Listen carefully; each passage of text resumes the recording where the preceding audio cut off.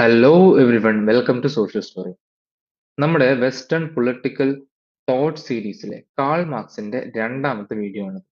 ആദ്യത്തെ വീഡിയോയിൽ നമ്മൾ മാർക്സിന്റെ കുറച്ച് ജനറൽ ഇൻട്രൊഡക്ഷൻ, അതേപോലെ തന്നെ കുറച്ച് കോൺസെപ്റ്റ് ഡിസ്കസ് ചെയ്തിട്ടുണ്ട്. ആ വീഡിയോ കണ്ടതിന് ശേഷം മാത്രം ഈ വീഡിയോ വന്ന് കാണാം. ആ വീഡിയോ ഞാൻ നമ്മുടെ ചാനലിലെ പ്ലേലിസ്റ്റിലായിട്ട് കൊടുത്തേക്കാം. എന്തായാലും മാർക്സിന്റെ കുറച്ച് ബേസിക് ആയിട്ടുള്ള സംഗതികൾ നമ്മൾ കഴിഞ്ഞ വീഡിയോയിൽ മനസ്സിലാക്കിയിട്ടുണ്ട്. ഈ വീഡിയോയിൽ കുറച്ചധികം കോൺസെപ്റ്റ്സും കൂടെ നമ്മൾ ഡിസ്കസ് ചെയ്യും. നമുക്ക് നേരെ വീഡിയോയിലേക്ക് പോവാം. കാൾ മാർക്സ് ജനറൽ ഇൻട്രൊഡക്ഷനും കാര്യങ്ങളും നമ്മൾ പറഞ്ഞു. അതിനുശേഷം മേജർ വർക്ക്സ് പറഞ്ഞു. ഹിസ്റ്റോറിക്കൽ മെറ്റീരിയലിസം എന്താണെന്ന് പറഞ്ഞു. കമ്മ്യൂണിസ്റ്റ് സൊസൈറ്റി എന്താണെന്ന് പറഞ്ഞു. ശേഷം തിയറി ഓഫ് റെവല്യൂഷനും നമ്മൾ പറഞ്ഞു വെച്ചിട്ടുണ്ടായിരുന്നു. അടുത്തത് നമുക്ക് നോക്കാനുള്ളത് തിയറി ഓഫ് സർപ്ലസ് വാല്യൂ ആണ്. എന്താണ് തിയറി ഓഫ് സർപ്ലസ് വാല്യൂ എന്ന് ചോദിച്ചു കഴിഞ്ഞാൽ, എങ്ങനെയാണ് ഒരു ക്യാപിറ്റലിസ്റ്റ് സൊസൈറ്റിയിൽ പ്രോഫിറ്റ് അല്ലെങ്കിൽ എക്സ്പ്ലോയിറ്റേഷൻ സാധ്യമാവുന്നത് എന്ന് മാർക്സ് എക്സ്പ്ലെയിൻ ചെയ്യുന്നത് തിയറി ഓഫ് സർപ്ലസ് വാല്യൂയിലൂടെയാണ്. മാർക്സ് വെറുതെ എവിടുന്നേലും എടുത്തിട്ടുള്ള ഒരു തിയറി അല്ല ഇത്. സത്യം പറഞ്ഞു കഴിഞ്ഞാൽ ക്ലാസിക്കൽ എക്കണോമിസ്റ്റ് ആയിട്ടുള്ള ഡേവിഡ് റിക്കാർഡോയുടെ തിയറിയിൽ നിന്നാണ് മാർക്സ് എന്ത് ചെയ്യുന്നത്, ഈ പറഞ്ഞ സർപ്ലസ് വാല്യൂ എന്ന് പറയുന്ന തിയറി ഡിറൈവ് ചെയ്തെടുക്കുന്നത്. ഓക്കെ, നമുക്ക് നോക്കാം.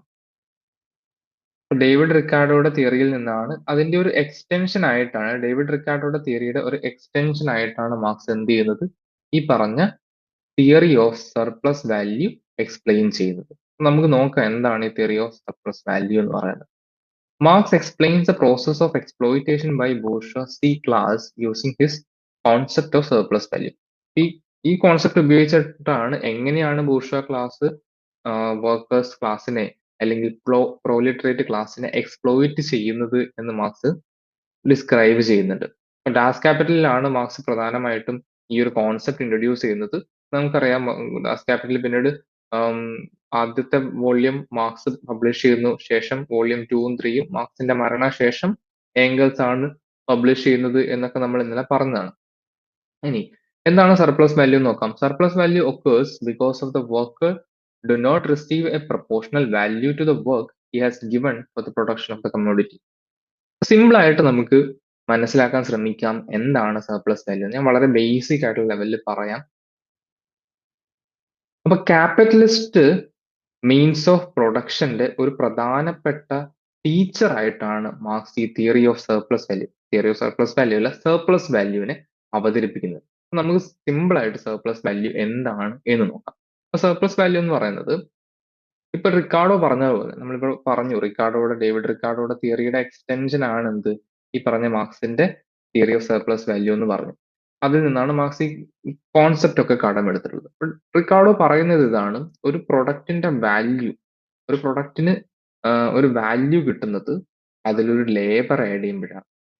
അതായത് ഇപ്പൊ നമുക്കിങ്ങനെ കൺസിഡർ ചെയ്യാം, ഇപ്പൊ ഒരു ഷൂ, കുറച്ച് റോ മെറ്റീരിയൽ, ഇപ്പൊ തുകലും മറ്റു കാര്യങ്ങളൊക്കെ ഉപയോഗിച്ചാണല്ലോ ഷൂ ഉണ്ടാക്കുന്നത്.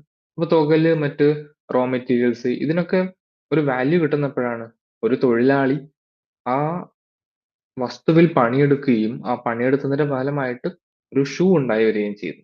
അപ്പം തൊഴിലാളി ചെയ്ത തൊഴിലിന്റെ ഫലമായിട്ട്, എക്സേർട്ട് ചെയ്തിട്ടുള്ള ലേബറിന്റെ ഫലമായിട്ട് ഒരു വസ്തുവിനൊരു വാല്യൂ ലഭിക്കുന്നു. അപ്പം വാല്യൂ അഡിഷൻ നടക്കുന്നത് എങ്ങനെയാണ്? ലേബറിലൂടെയാണ് എന്നാണ് റിക്കാർഡോ പറഞ്ഞത്. ഈ ഒരു തിയറിയാണ് മാർക്സ് ഇവിടെ തിയറി സർപ്ലസ് വാല്യൂവിൽ ഉപയോഗിക്കുന്നത്. അതായത് ഒരു ലേബർ, ഒരു തൊഴിലാളി തൊഴിൽ ചെയ്യുമ്പോഴാണ് എന്ത് ചെയ്യുന്നത്, ഒരു വസ്തുവിന് വാല്യൂ ലഭിക്കുന്നത്. പക്ഷേ ഇവിടെ പറയുന്നത് ക്യാപിറ്റലിസ്റ്റ് സൊസൈറ്റിയിൽ, ഒരു മുതലാളിത്ത സമ്പദ് വ്യവസ്ഥയിൽ തൊഴിലാളി കൊടുക്കുന്ന വാല്യൂവിന് ആനുപാതികമായിട്ട് തൊഴിലാളിക്ക് തിരിച്ച് എന്ത് കിട്ടുന്നില്ല? കൂലി കിട്ടുന്നില്ല, അല്ലെങ്കിൽ തിരിച്ച് വേജ് കിട്ടുന്നില്ല. അപ്പൊ ആ ഡിഫറൻസ്, തൊഴിലാളി കൊടുക്കുന്ന വാല്യൂവും തൊഴിലാളിക്ക് കിട്ടുന്ന കൂലിയും തമ്മിലുള്ള ഡിഫറൻസ്, ആ ഡിഫറൻസിനെയാണ് എന്ത് വിളിക്കുന്നത്? തിയറി സർപ്ലസ് വാല്യൂ എന്ന് വിളിക്കുന്നത്. മനസ്സിലായിട്ടുണ്ടോ? ഒന്നുകൂടെ സിമ്പിൾ ആയിട്ട് പറയാം. അപ്പൊ നമുക്ക് കൺസിഡർ ചെയ്യാം, ഇപ്പൊ ഒരു ഷൂ, ഒരു 100 രൂപയുടെ ഷൂ കൺസിഡർ ചെയ്യാം. 100 രൂപയുടെ ഷൂ, എനിക്ക് പിന്നെ മാറ്റാം. ഓക്കെ, ഒരു 100 രൂപയുടെ ഷൂ. അപ്പൊ ഈ 100 രൂപയുടെ ഷൂ എന്ന് പറയുന്നതിന് ഇപ്പൊ തുകൽ പോലുള്ള റോ മെറ്റീരിയൽസും കാര്യങ്ങളൊക്കെ വേണം. മറ്റ് ഫാക്ടേഴ്സ് ഓഫ് പ്രൊഡക്ഷനും മീൻസ് ഓഫ് പ്രൊഡക്ഷനും ഒക്കെ ഉണ്ട്. നമുക്കിപ്പം തൽക്കാലം അതിലേക്ക് പോകണ്ട. ഈ ഒരു കോൺസെപ്റ്റ് മനസ്സിലാക്കാനുള്ള കാര്യങ്ങൾ മാത്രം എടുക്കാം. ഇപ്പൊ 100 രൂപയുടെ ഷൂ എന്ന് പറയുന്നത് ഉണ്ടാക്കാൻ വേണ്ടിയിട്ട് എന്ത് ചെയ്യുന്നു? തൊഴിലാളി അതിലേക്ക് ഒരു തൊഴിൽ ചെയ്യുന്നു. ഇപ്പം തുകലും മറ്റ് റോ മെറ്റീരിയൽസും എടുത്തിട്ട് ഒരു തൊഴിൽ ചെയ്യുന്നു. ഇത് ഷൂ മാത്രമല്ല, ഏത് പ്രൊഡക്റ്റും എടുത്തിട്ട് നമുക്ക് പറയാം.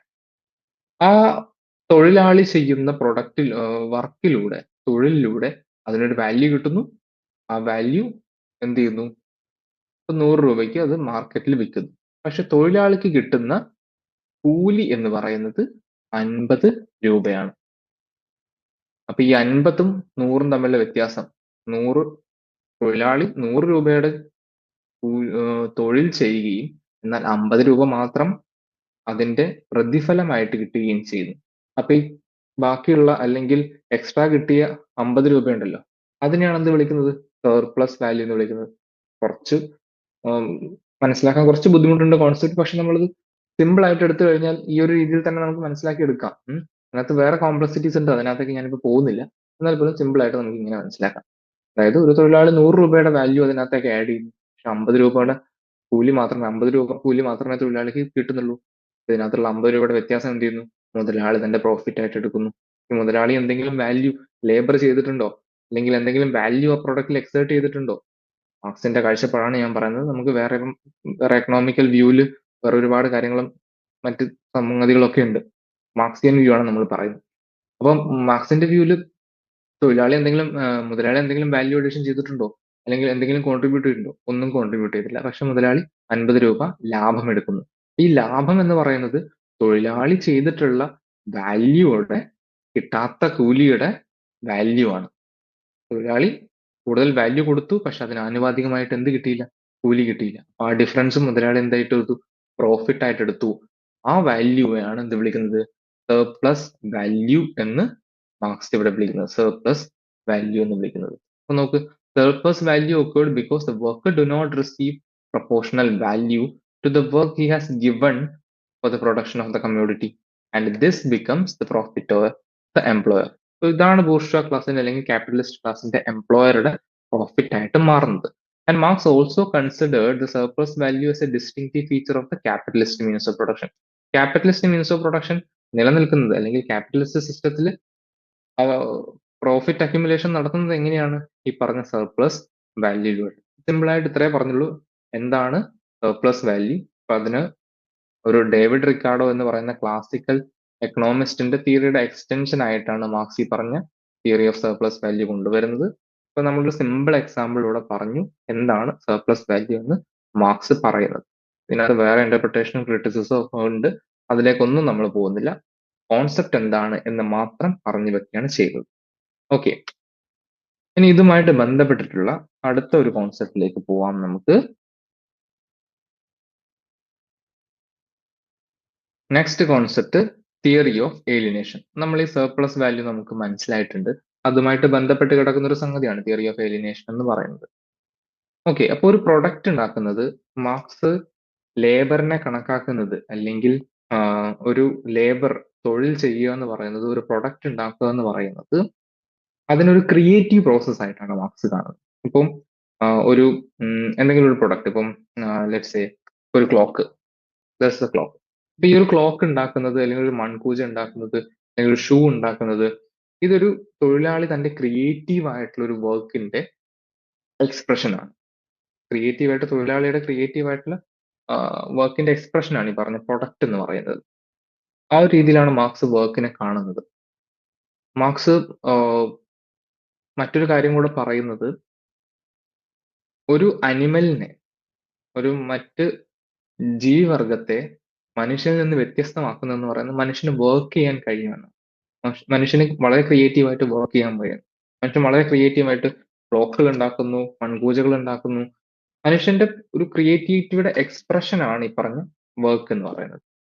പക്ഷേ ഒരു ക്യാപിറ്റലിസ്റ്റ് സൊസൈറ്റിയിൽ ഇത് ഇങ്ങനെയല്ല കാണുന്നത്. ഒരു ക്യാപിറ്റലിസ്റ്റ് സൊസൈറ്റിയിൽ വർക്കിനെ കാണുന്നത് അല്ലെങ്കിൽ തൊഴിലാളികൾ എന്ന് പറയുന്നത് ഈ ഒരു രീതിയിലല്ല കാണുന്നത്.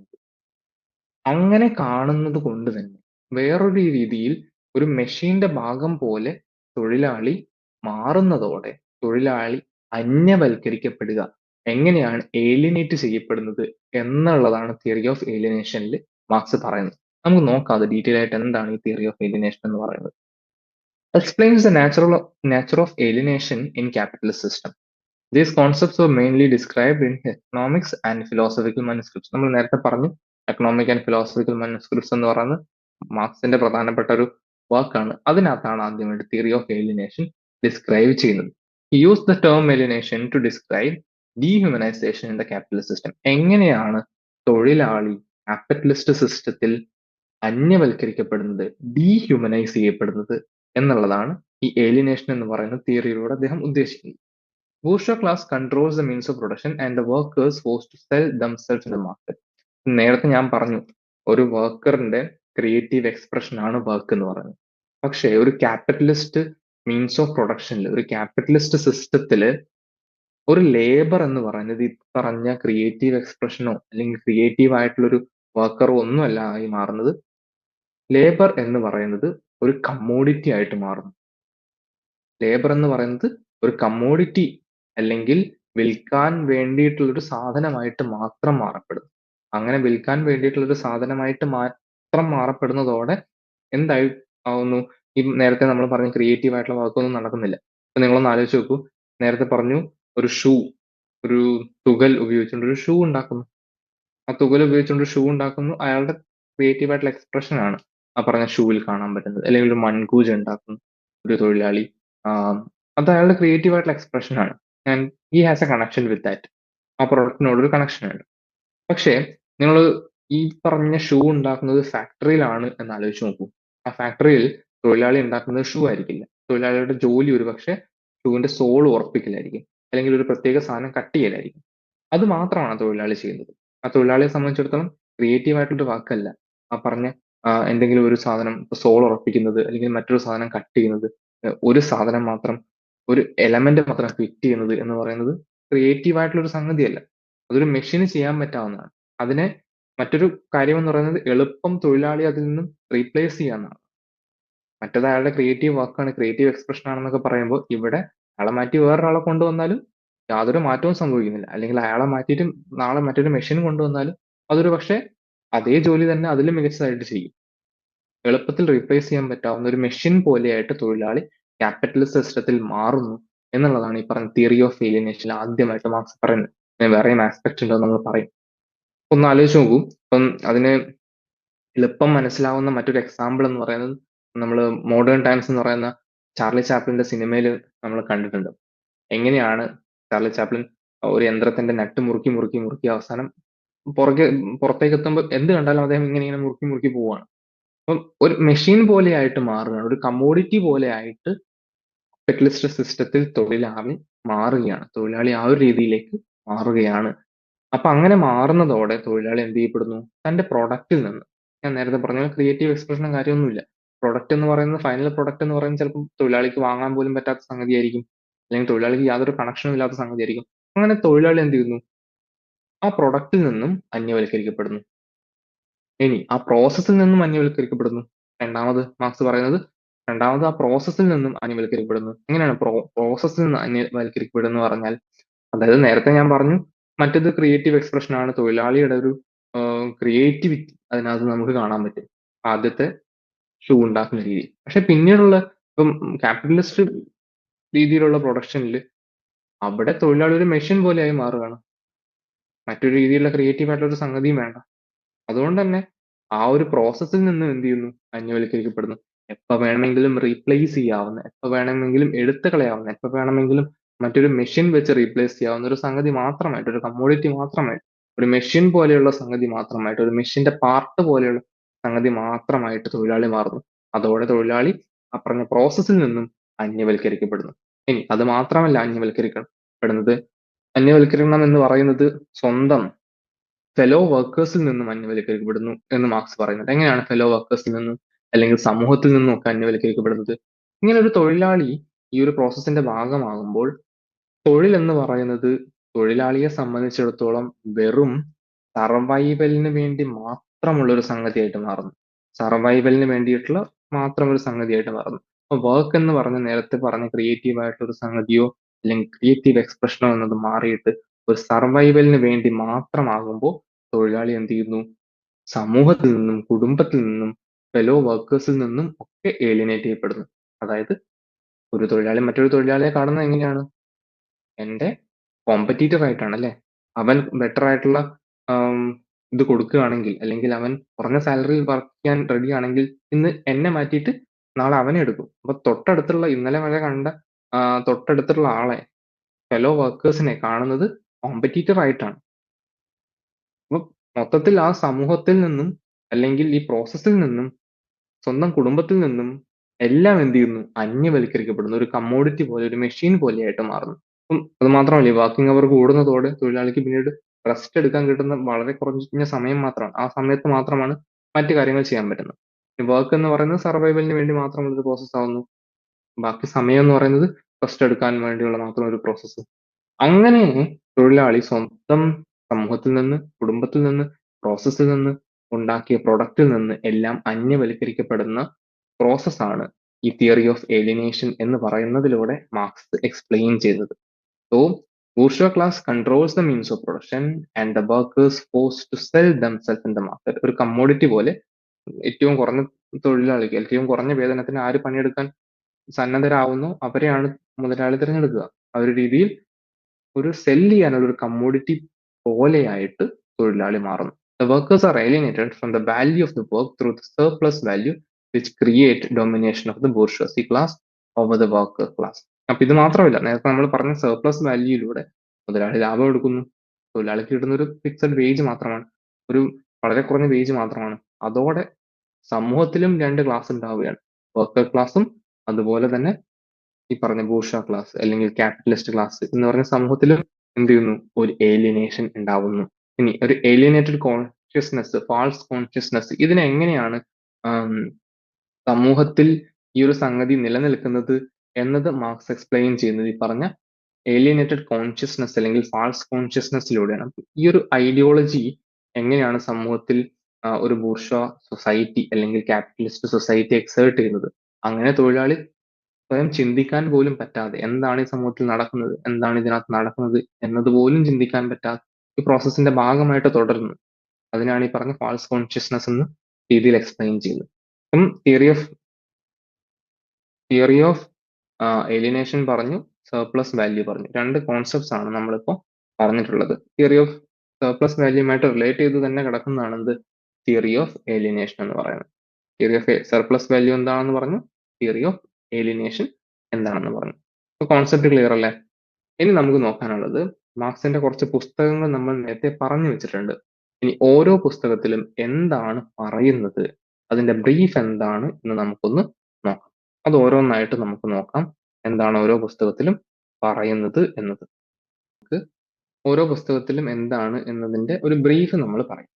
Okay, so first one on the Jewish question 1843 publish ചെയ്തിട്ടുള്ള പുസ്തകമാണ് on the Jewish question. On the Jewish ക്വസ്റ്റ്യനിൽ the work is a critic of Bruno Bauer's the Jewish question. Bruno ബെയറിന്റെ ദ ജൂയിഷ് ക്വസ്റ്റ്യൻ എന്ന് പറയുന്ന പുസ്തകത്തിന്റെ criticism ആയിട്ടാണ് Marx on the Jewish question എന്ന് പറയുന്ന പുസ്തകം എഴുതുന്നത്.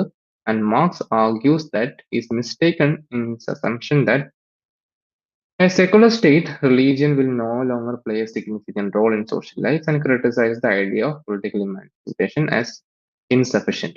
രണ്ട് കാര്യങ്ങളാണ് പറയുന്നത്. ഒന്ന്, സെക്യുലർ സ്റ്റേറ്റിൽ റിലീജിയന് വലിയ റോളൊന്നും ഉണ്ടാവില്ല എന്ന് പറയുന്നതിനെ മാർക്സ് ക്രിട്ടിസൈസ് ചെയ്യാണ്. റിലീജിയന് അതിനകത്തും റോൾ ഉണ്ട്. റിലീജിയന്റെ പരമായിട്ടുള്ള റോളിനെ പറ്റിയൊക്കെ മാർക്സ് അതിനകത്ത് എക്സ്പ്ലെയിൻ ചെയ്യുന്നുണ്ട്. രണ്ടാമത്തെ കാര്യം എന്ന് പറയുന്നത് പൊളിറ്റിക്കൽ ഐഡിയാസ് അല്ലെങ്കിൽ